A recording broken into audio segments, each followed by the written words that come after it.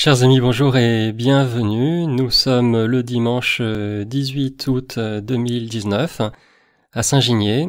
C'est le 20e dimanche du temps ordinaire et je relis pour vous l'évangile de ce jour.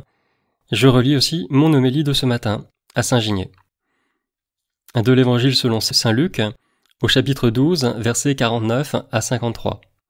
En ce temps-là, Jésus disait à ses disciples: « Je suis venu apporter un feu sur la terre, et comme je voudrais qu'il soit déjà allumé.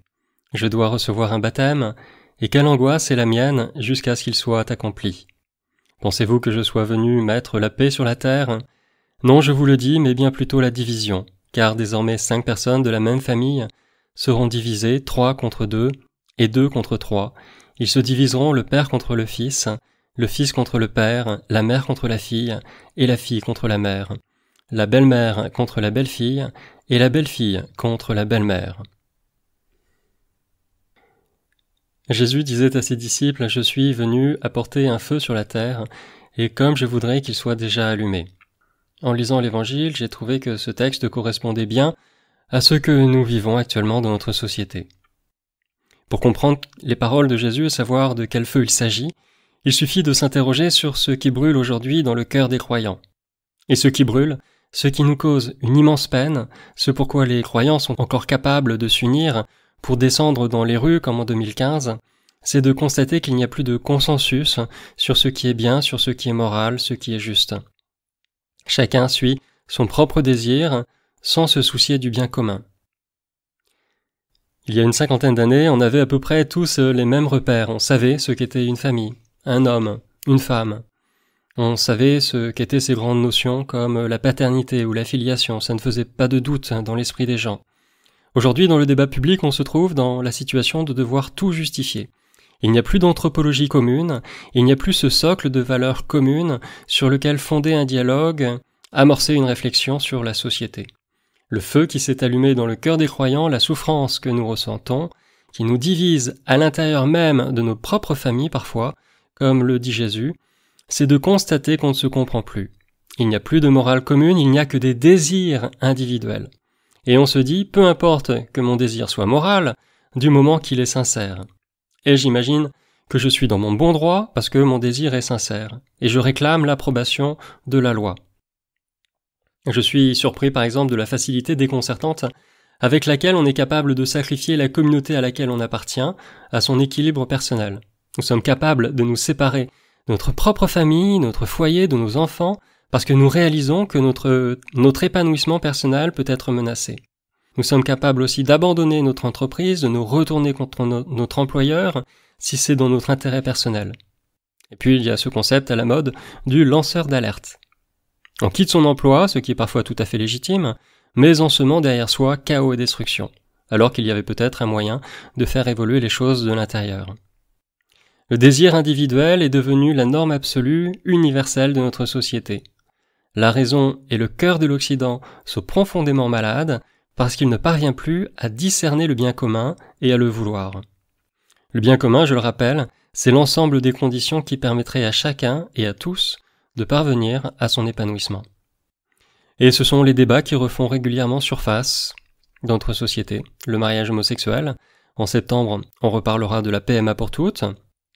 Il y aura le suicide assisté, et puis bientôt la GPA pour les hommes, à moins que d'ici là on ait trouvé un moyen d'incuber les bébés artificiellement.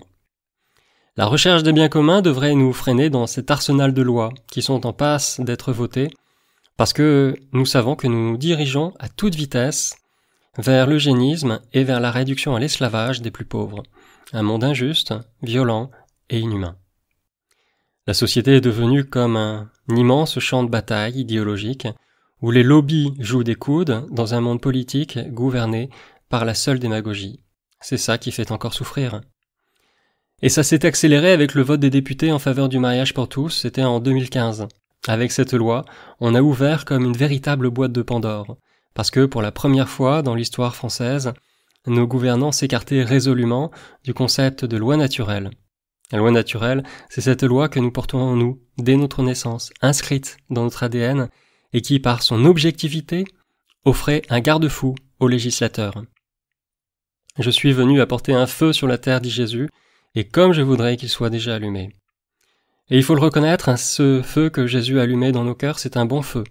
Il ne faut pas se résoudre à capituler, à laisser nos valeurs s'étioler, parce que nous sommes victimes d'un matraquage médiatique et idéologique, même si ce feu nous conduit à la division, à l'intérieur même de nos propres familles. Ils se diviseront, dit Jésus, le père contre le fils et le fils contre le père, la mère contre la fille et la fille contre la mère, etc. On a le sentiment que la société est comme une immense roue à cliquer. Vous voyez, comme un winch de bateau qui tourne toujours dans un même sens, pour broyer les consciences, parce que de façon inexorable, les entorses au bien commun se succèdent les unes après les autres, et on ne revient jamais en arrière. Ce qui est légal devient banal dans l'esprit des Français, ce qui est banal devient moral, et ce qui est moral devient fatal pour une société comme la nôtre.